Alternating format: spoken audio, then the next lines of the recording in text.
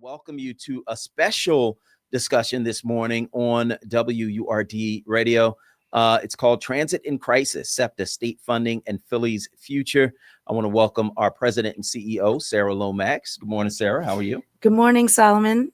Thanks for having me sit in with you for this next hour, for this really, really important conversation that will affect all of us, not just in Philly, but across the state. Absolutely. It is an important discussion. And joining us for this discussion, Chellie Cameron, president and CEO of the Chamber of Commerce of Greater Philadelphia, Angela Val, president and CEO of Visit Philadelphia, Scott Sauer, interim general manager at SEPTA, and Bret Perkins, senior vice president, external and government affairs at Comcast. I want to thank all of you for joining us this morning on WURD Radio. And I want to just frame the discussion because we're here because SEPTA is facing a $213 million budget deficit. If the transit agency doesn't get additional funding, a first round of severe cuts will go into effect August 24th, followed by a fare increase in September. SEPTA also warns that further cuts, including the elimination of regional rail routes and a 9 p.m. curfew on the L and Broad Street lines, could happen on January 1st. They're proposing a 21.5% fare increase across all types of transportation, which would make it among the most expensive in the U.S. Cost of rides are going to depend on the method of payment, but base fare for buses, metro, and trolley rides will rise from $250 to $290 for riders who pay in cash. Scott Sauer, I want to start with you, and I want to ask you just a very simple question. Given the extent of this budget deficit that you're facing, didn't SEPTA see this coming, and why wasn't SEPTA prepared? Well, thanks for having me today. I appreciate the opportunity to talk about this. The truth of the matter is we did see it coming. We foretold this over 2 years ago, and the preparation to try to help ourselves. I mean, that started a long time ago. We have been trying to help ourselves in many, many different ways, and the truth of that is we are among the most efficient transit agencies in the country. But beyond that, we're a state-funded agency. We are not a for-profit business. We're a utility for the region. So we depend on government subsidies to run, and there's no amount of efficiencies that we could do to plug a $213 million gap in our operating budget. So in terms of what you've been doing to prepare, I mean, could you explain to our listeners what you've been doing to prepare for this $213 million deficit? Sure. I mean, we started several years ago. We started what we called an efficiency and accountability program. And this is where we solicited ideas internally to look for ways that we could achieve even more efficiencies than what we were already achieving. And we just released a report 2 years after that program started, released a report last week where we announced $91 million in efficiencies that we were able to come up with. In addition to that, we put in a number of austerity measures in the last year to try to curtail the deficit as much as possible. We've frozen management pay. We've frozen hiring on non-operations and non-safety sensitive positions. We've reduced reliance on contractors and consultants, eliminated travel, eliminated temps and co-ops. We've done a number of things, everything we can think of to make ourselves lean. And actually, it's through all this effort that got us to just $213 million in an operating deficit. I want to jump in here. Because we have other stakeholders in this conversation. And, we recognize that what we are facing could be kind of catastrophic for the region. Some reports say that we could be looking at a 45% service reduction, including the elimination of dozens of bus routes and significant reductions in trips on all rail services, beginning with the launch of the fall schedules in August. So I want to jump to you, Chellie Cameron, because I want each of you, Chellie, Bret Perkins, and Angela Val, to answer this question, like, what is at stake if this $213 million shortfall is not bridged? What's at stake for the business community? What's at stake for tourism when we have this major semi-quincentennial coming in 2026 with FIFA and MLB and all of these massive events happening in 2026? And then you, Bret, talking about Comcast and what it looks like for a major employer to have this massive disruption. So we'll start with you, Chellie, from the Chamber of Commerce. Yeah, sure. Thanks, Sara, and thanks, Solomon, for having me this morning. The Chamber of Commerce for Greater Philadelphia represents more than 600,000 employees and employers across the region. So the city, as well as all of the 11 counties in our MSA. And when we heard about the SEPTA crisis, we jumped in immediately because we heard from our members immediately about how not having SEPTA connectivity within the city, between the city and the suburbs, would devastate businesses. So many of our employees rely on SEPTA to get to and from work, and it quite frankly is the economic engine, the engine that fuels the economic engine of the entire region. When we look at the overall economic impact, there are potentially 75,000 jobs that could be lost. And that's not just large employers. It's the middle market. It's small employers. Really, it's across the board, the impact that we would see. I was at a dinner last night with several of my members. And one of the companies, middle market company, who has a suburban location, is actually talking about building a city satellite office. And they did that because they would be able to have a direct connection by regional rail from their suburban office to the city office. If this doesn't happen, they're not opening that office. It's plain and simple. We have to have this connectivity for our employers to be able to get their employees to and from work. There's lots of other impacts, but again, from the employer perspective, large, medium, and small, we have got to have this connectivity. And Bret Perkins, Comcast is one of our largest employers in Philadelphia. What are you guys seeing as the impact of this situation? Yeah, thanks, Sara, and great to be with you and Solomon this morning. Appreciate the forum. We have thousands of employees that work at the Comcast Center campus, and the majority of them use SEPTA to get to work. All modes of SEPTA, from the regional rail lines to the subway to buses. And so it poses a significant disruption to how we operate.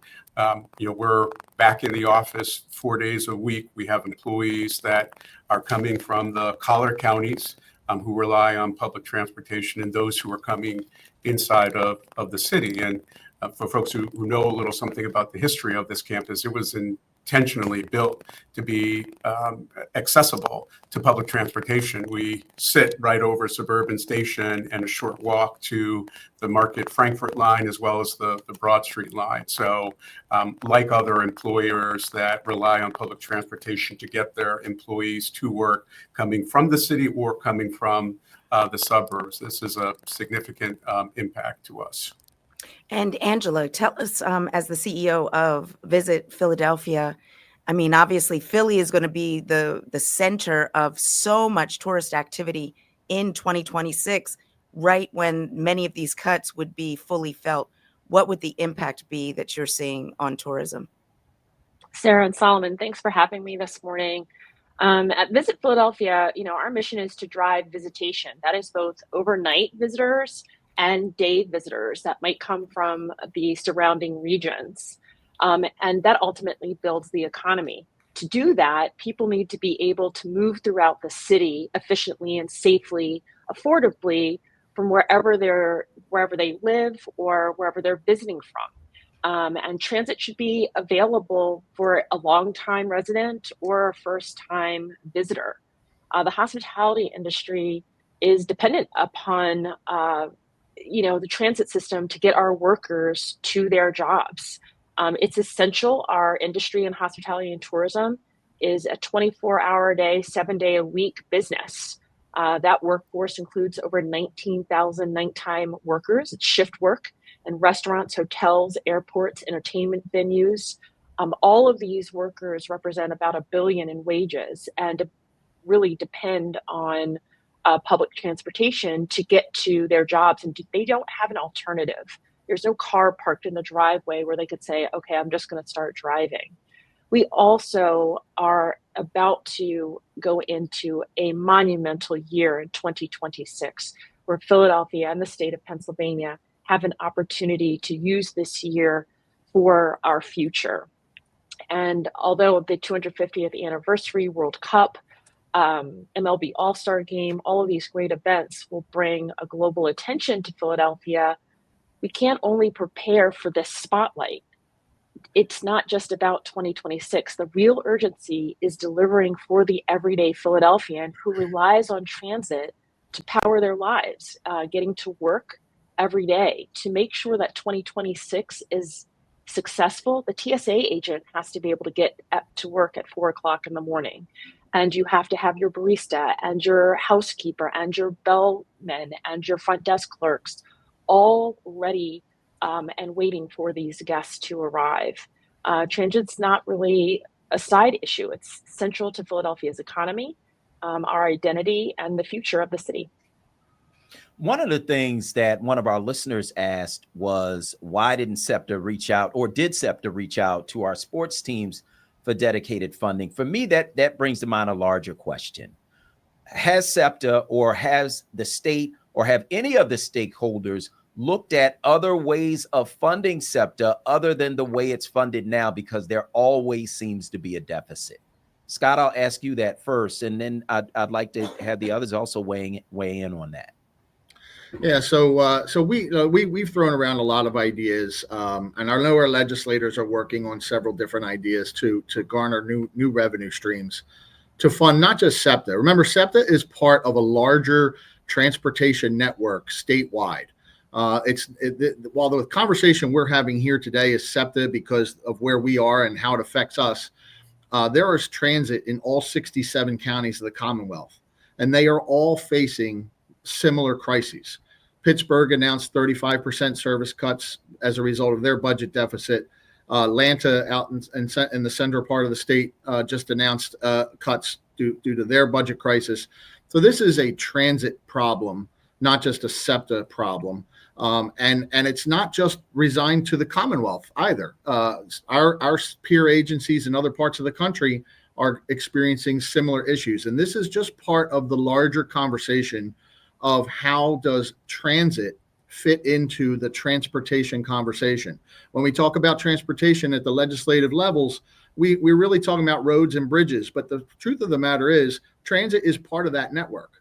So we've tossed around a lot of different ideas, spoken to a lot of different folks on their ideas on how to fund transit. But the bottom line is we're a part of the government. SEPTA is a quasi-governmental agency under the direction of the General Assembly.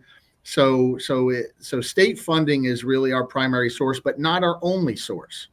We receive federal funding. We receive local funding. All 5 counties that we serve contribute a portion of our operating and capital dollars through a mandatory share that they're required to provide. So state funding is the most of our budget, but not the only part of our budget. Well, as we've seen, government funding can be cut at any time. I think a lot of entities are seeing that right now. And so I'm wondering, about the business community, Chellie, has the business community talked about possibly helping to subsidize SEPTA's operations? So the simple fact of the matter is that the business community already helps SEPTA by providing trans passes for employees, providing discounted, buying rides and providing that option for their employees to get to work every day. That's been in existence for quite a while, and the business community is already in the game. I want to go back to one of the things that Scott said, though, about the entire transportation network. Imagine the traffic in this region if we didn't have SEPTA. when I look at the parking facilities in Center City, we don't simply have enough parking to handle the employee traffic as well as customers. Think about patients at hospitals and students. So we just don't have the overall infrastructure to handle this if we don't have funding. And so I think I agree with Scott. There has to be some sort of government. They have to jump in and help with this crisis. And, we've talked to some of our businesses that are in the transportation business, and they've looked at some alternative funding sources that other jurisdictions have used. So as an example, skills gaming, marijuana, tolling additional roads, sales tax, using an additional allocation from the sales tax that's collected. I think there are lots of different options. None of them are great. But at the end of the day, when we look at the impact of not having SEPTA, it's even bigger. Can I just want to jump in here because we look at New York and we see that they've done this congestion pricing. I'm not advocating that we would want to do that here, but it seems like it's working. It's reducing congestion and it's raising money. The whole point of it is to raise money to support their transit system. So I'm wondering, on the one hand, is that kind of program being considered? And also, Republicans are talking about, what about privatizing SEPTA? I just want to see if you all could speak to both of those things, looking at New York and what they're doing, but also this question around privatization. I don't know, Scott, or I don't know if who wants to take that. Scott, go ahead. I'll jump in first. Let me address the second part first, the privatization. So, yes, there have been a number of ideas now recently bandied about privatizing the bus network. We do privatize part of our operations. Our paratransit and shared ride services are currently operated by private carriers, and the cost of that service is not that far off from if we were doing it internally. There are some savings, but not that much. When you talk about the bus network, however, the bus network is about 125 different routes. Not every route would be profitable necessarily to a private sector organization. And you have to remember where we came from. SEPTA was born in the early 60s of bankrupt private transportation providers. So the private sector has tried to do this, and with very limited success. And even today, there's very few private sector providers of public transportation in the country, and the few that are have very limited operations and limited success. What about congestion pricing? Is there any consideration for that? As far as congestion pricing is concerned, I mean, we advise the legislature on the funding that we need as an organization and as an industry. We allow the legislature to kind of decide what the best tools are to bring in revenue. Congestion pricing, as I understand it, has not been talked about at this point. There are a number of other ideas. Chellie mentioned a few for new revenue streams, but congestion pricing at this point has not been talked about. And the MTA in New York has taxing authority, which we do not have. So, Angela, you've got this celebration coming up in 2026. You've got elections coming up in 2026. You got a lot of stuff coming up in 2026. What would it mean for tourists if you had a number of these bus routes cut and you had service on the Broad Street line, the L? What would it mean to tourists during that time if you had these cuts? We're not going to be able to get tourist visitors out to some of these surrounding neighborhoods. Visit Philadelphia does not just promote Center City. We promote all of Philadelphia, and to be able to get out to places like Germantown and Fishtown and Northern Liberties, East Passyunk, out to the northeast, you need a public transportation system, and you need it to work.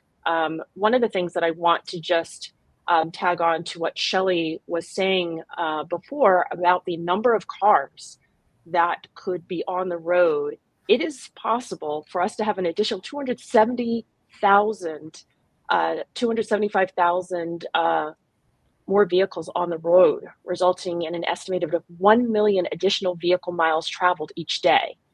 Visit Philadelphia sells a place that we have no control over. We don't own any hotels. We don't own any shops. We own no restaurants. All of the things that we promote to others to come here are other people's businesses.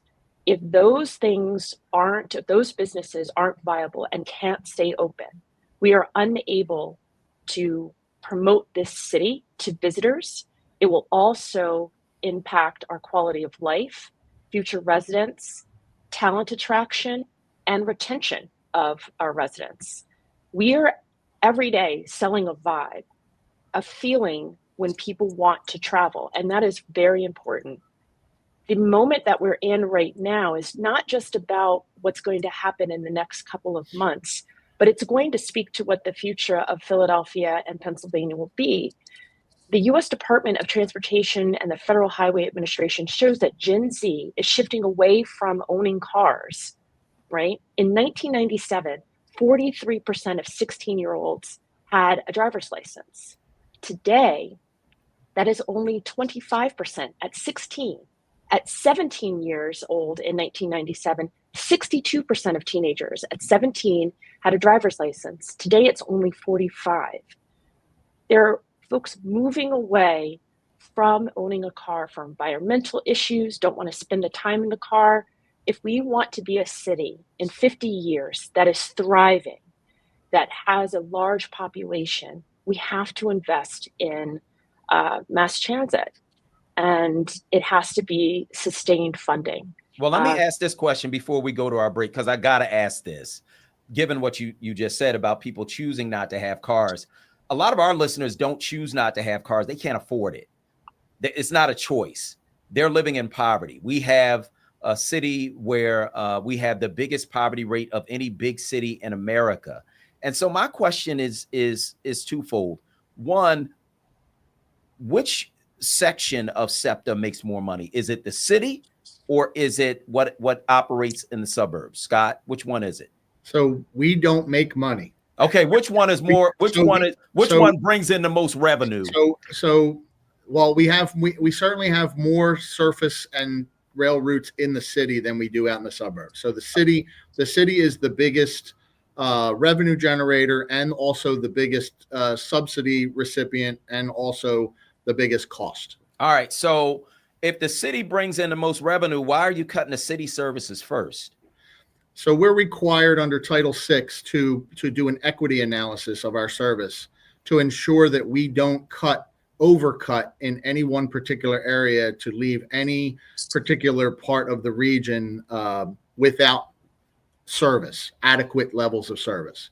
So every county and every mode, at least to start, saw the same cuts, 20% across the board. So 20% of service in the city, of course, on a whole number equals more service. But for example, out in Bucks and Chester County, they receive far less service than the city receives. Well, they need less service because they have cars and money. So I guess, Some do. Right. So in terms of what's happening in the city, I'm concerned about our listeners. I'm concerned about the people who rely on SEPTA every day because they have to. So how do we solve this? And I think that's something we probably need to think about and talk about on the other side of the break, because these are people who really have no choice. And I hope we can also get into, because this is public funding, where are our elected officials in this conversation at the city and the state level? Because obviously we need mobilization on all of these fronts. Bret, I want to bring you in. There's another massive stakeholder group that will be impacted by this, which are students.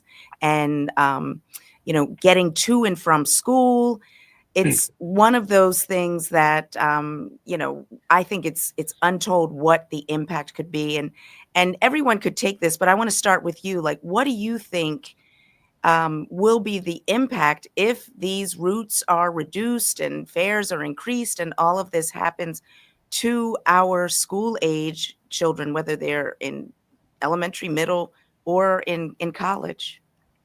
Yeah, I think you captured another important stakeholder. And as we look at the timing for this, thinking about September as back to school, both for our K to 12 in the city and the college students across the region, it's the same thing. They rely on public transit to get to and from school. College students rely on it. I mean, it's a regional thing. So I think when we talk about this, we have to see it in the context of it impacts how the entire region works. And so, it certainly will have a significant impact in the ability of students to get to school. Yeah. And I'm just curious, Scott, can you just break down some of the specifics? Like, what are some of the routes that are in jeopardy of being eliminated? What are, whether it's regional bus routes, subways? What can you just give us like a bit of an overview so people can understand the impact? Sure. So the first round of cuts comes at the end of August. This is typically when we change to our fall schedule. Usually it coincides with the start of the school session. And what you'll see on August 24th is you'll see 20% less service across the board. That includes the elimination of some bus routes, up to 32 bus routes. You're looking at the rest of the service either reduced in frequency or reduced in distance. So we'll say short-term bus routes, like a route that may today go to one place, but after the cuts is cut a little short. You also see 20% reductions in service levels across the board on rail, all the regional rail routes, the subway routes, the trolley routes in every county. And then we'll also begin freezing our workforce hiring. So we have to start to reduce our workforce to match our service levels. 20% less service, some equivalent percentage of fewer workers. When we come back January 1, assuming that nothing has changed, that's when we have to cut deeper. And that's when you'll see the elimination of more bus routes, totaling now combined a total of 50 bus routes eliminated. You'll see 5 regional rail routes eliminated. A couple of our trolley routes will be converted to bus. The 9 p.m. curfew that was mentioned that will go into effect on rail. And then we'll also eliminate the Ridge Spur part of our Broad Street line. Broad Street, Market Street will continue to run, but with far less service than what you're used to seeing. I'm curious. Before we went to break, I mentioned what is the role of kind of city and state elected officials? Where are they in this conversation, since this is so dependent on public funding? And I'll punt that to you, Chellie. Cameron. Sure. So let me start with the state, because that's where we're doing most of our advocacy work. And just last week we hosted members of the House and Senate, Pennsylvania House and Senate Transportation Committees in Philadelphia, alongside with Scott and SEPTA, to show them what SEPTA means and what it's all about for this region. Yes, we have a lot of people, a lot of elected officials from this region who sit on those committees, but there are folks who don't really have any idea of what it means to Philadelphia. And so awareness was a big deal. I think that we, and Scott, you can weigh in too, but I really think that we changed some minds about what SEPTA was all about. The question is how we ultimately get to a sustainable funding source. And, I don't know that we have an answer yet. Let me shift very quickly to the city and other regional leaders. When we started a full-throated communications campaign to talk about what the impact would be to the Commonwealth, because by the way, Southeastern Pennsylvania generates more than 40% of the state's economic activity, with just a little bit more than 32% of its population and on only 5% of the land. So what happens to the rest of the Commonwealth really does depend on what happens in Southeastern Pennsylvania. And when we talk about that impact locally, I think our city elected officials and county elected officials really get that. One of the things that was illuminating to our city elected officials is that about 44% of working Philadelphians commute outside of the city to get to work. You know, we talked before the break about people who chose not to have a car or who can't afford to have a car. If you want access to a job, we don't have all the jobs in the city of Philadelphia. Folks have to get access to the region. And again, that 44% number was really illuminating to city elected officials. They are all in with us on trying to make sure that we talk about the impact so that ultimately we can get to solutions and long-standing solutions for SEPTA in the long run. So the region certainly is important, but the region certainly revolves around the city of Philadelphia. And that's where we're talking about cutting services. What I'm curious about is how it's being decided which bus routes are being eliminated and which ones are being cut shorter, which ones are only running. Like, how are you choosing? What is the triage policy or effort that you're using to decide which ones go away? Yeah, to the extent possible. When you're talking about 45% cuts, it's really tough to build a system that's going to be half the size that it is today. But to the extent that we could, we looked for services that had mirrored services somewhere else. So maybe a bus route within a couple blocks in either direction that ran parallel or along the same route. Any redundant services, anything that we could substitute modes. So if there were a rail line instead of a bus or a bus route instead of a rail line, those were the ways that we selected in the first round, the 20%. When you start getting into 45%, there's no easy way to start cutting 45% of the service. Unfortunately, there are people going to be hurt by this, which is why I just want to add, we don't want to do this. There's no desire by SEPTA to cut any service. We want to run everything we're running today and then some.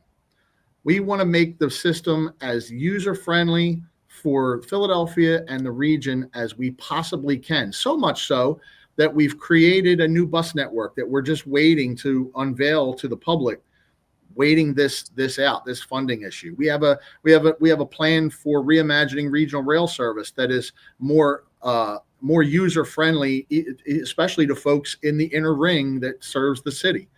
So there's lots of ideas that we have that's going to make SEPTA better for the region. We just have to get the funding to move forward. So theoretically, you've got a bus that runs on Susquehanna Avenue in North Philly, and you've got one that runs on Lehigh Avenue in North Philly. One of those would go away? Yes, theoretically, yes. That's the way we selected the service cuts. I see. I'm curious, Angela, or any of the panelists, who's doing it right? Like when you look around the country in terms of public transportation, big activations, major cities that are actually executing and providing the level of access and resources around public transportation. Are there places around the country or around the world that are doing this right? And what can we learn from that? You know, the places that are doing it right are really outside of the United States. Singapore, Tokyo are my two favorite. Here in the country, LA, Atlanta, and Nashville are doing it right. They are all three cities are funded by dedicated sales tax that goes to their transportation system. When you look at Atlanta and Nashville, they have a population that is growing. Business community is growing. Visitation is growing. How are they getting all these people around? Because there are too many people on the road. It's mass transit. We're going the opposite way. Our world is increasingly shaped by public transportation. Over 50% right now of the population throughout the world lives near public transportation. By 2050, they expect that number to be over 68%.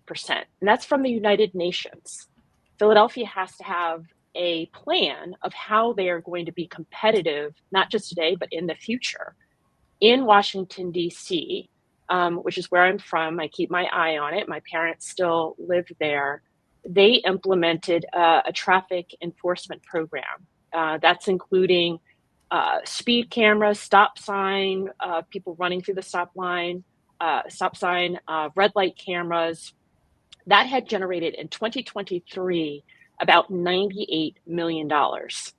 I don't want us to just look at sales tax, but there are other ways for us to figure out a dedicated funding stream for SEPTA. If we don't do that, we're going to be here every year, and that is going to make us less attractive in every business area, in every sector, whether it's visitation, whether that's eds and meds, whether that's students, and whether that's folks just deciding to live here in Philadelphia.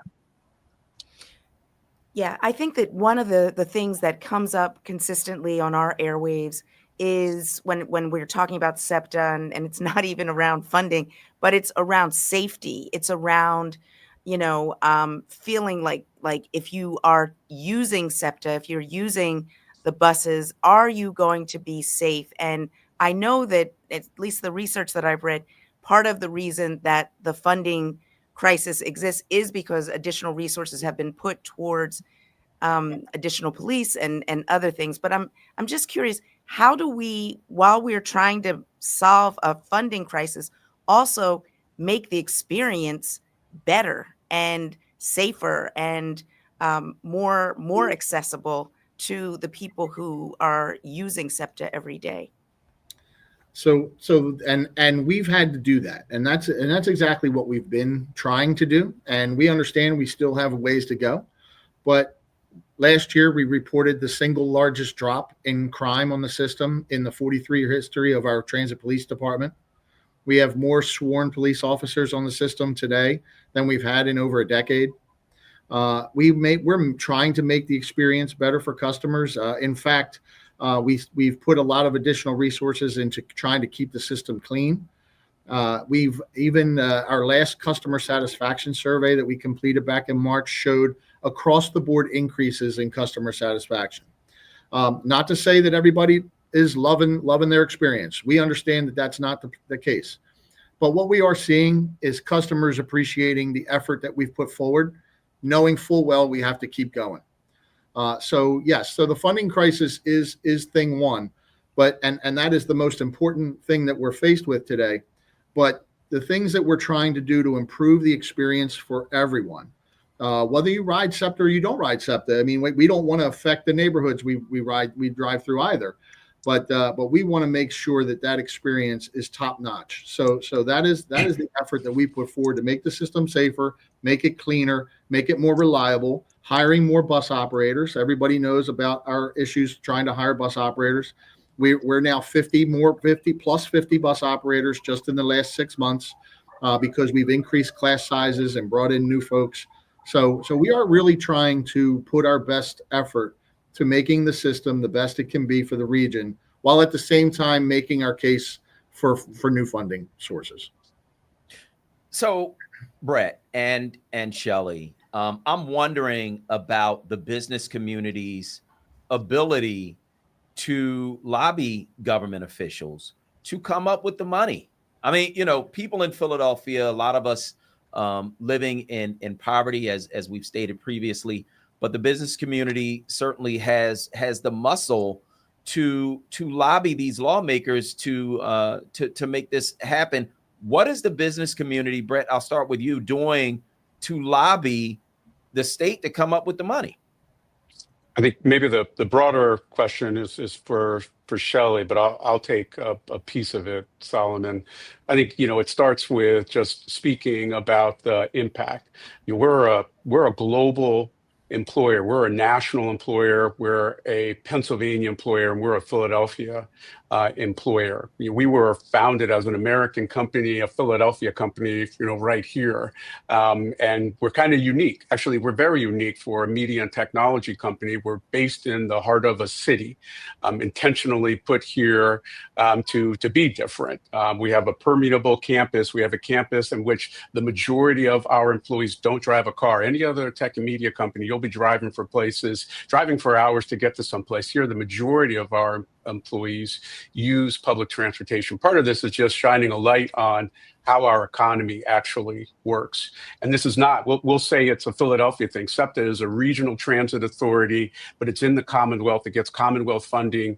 And for the purposes of growing the economy, you have to be able to move people around.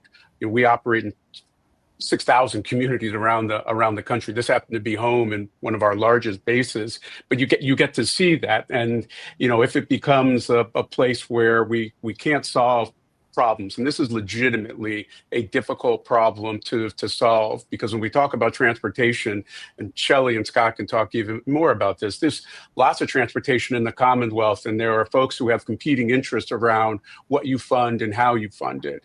I think what we want people to understand is that the basic importance of being able to move people around a region, and it's going both ways. This is not a Philadelphia problem alone. This is a regional problem, regional challenge, and it's a Commonwealth challenge that if you shrink the economy in the Southeast, you shrink the economy in Pennsylvania. And I don't think anyone, wants to do that. We don't want to send a marker out there that says that, it doesn't matter if we're a place where young people want to grow up and stay and others want to come. People want to come to start businesses and grow businesses. And we're one of those businesses that intentionally grew here, intentionally built a campus that would utilize, this. So that starts with just, how we speak about the importance of it. I think Chellie and the Chamber are doing a great job of galvanizing everyone else to tell, their own story. Yeah, so I'll jump off on where Bret left off. Really, it starts with awareness, and our communications campaign that we're running right now is very different than how you have ever seen the Chamber of Commerce show up before. We are capturing rider voices from every neighborhood to talk about what it means to them individually, because those riders are ultimately voters, and the elected officials care about what their constituents think. They need to understand what that impact is. This is bipartisan. Yes, we have a lot of Democratic elected officials in the city of Philadelphia, but we have Republicans as well. And at the end of the day, if we're going to pass something at the state level, we have to have a bipartisan solution. We have those relationships in the Chamber of Commerce and in the business community. We are leveraging those relationships to make sure that our elected officials are making informed decisions and that they're considering all of the impact.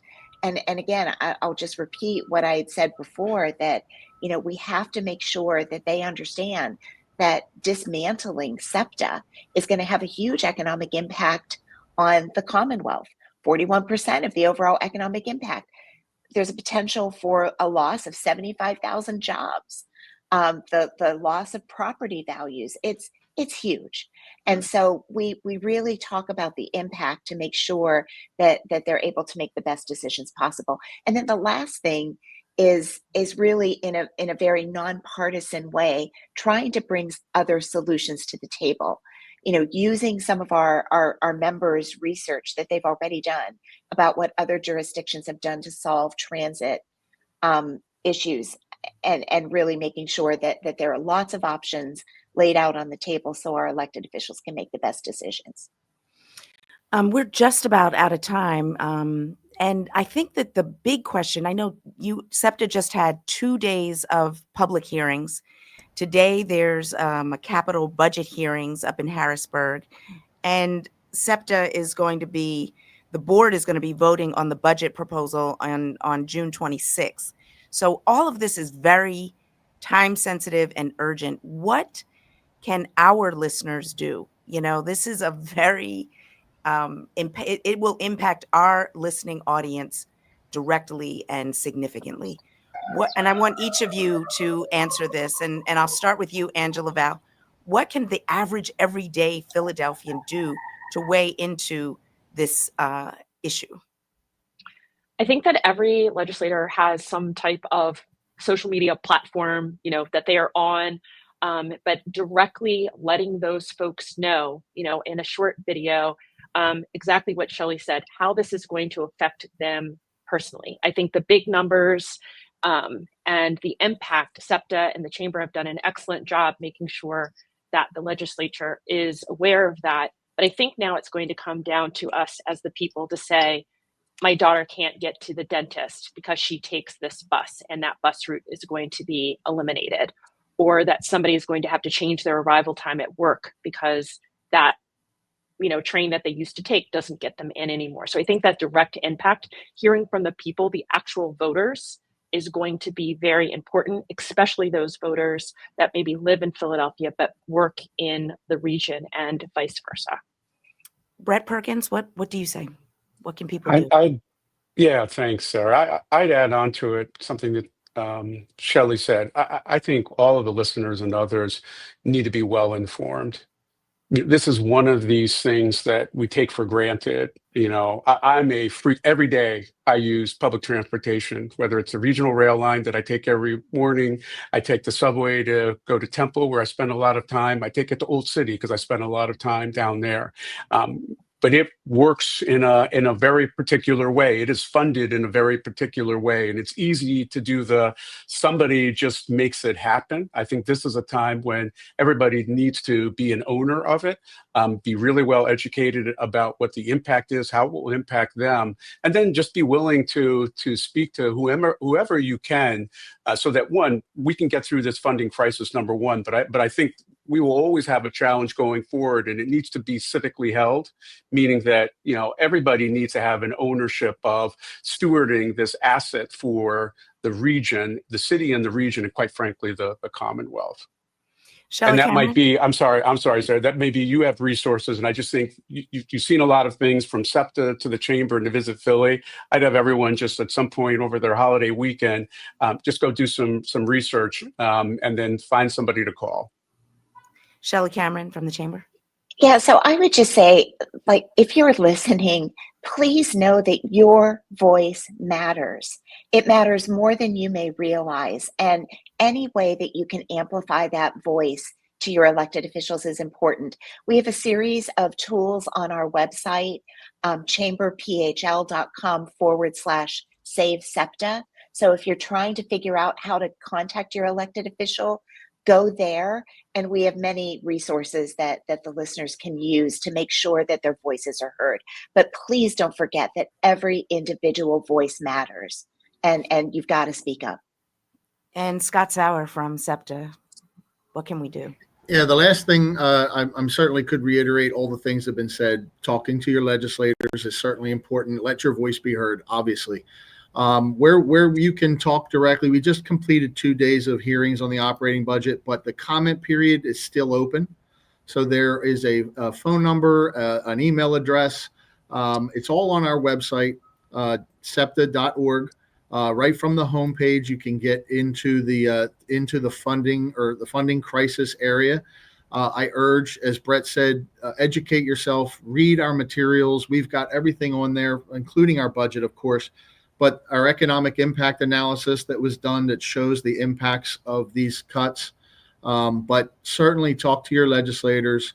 Most of our legislators in this part of the region are on SEPTA. They're with us. They're fighting the good fight.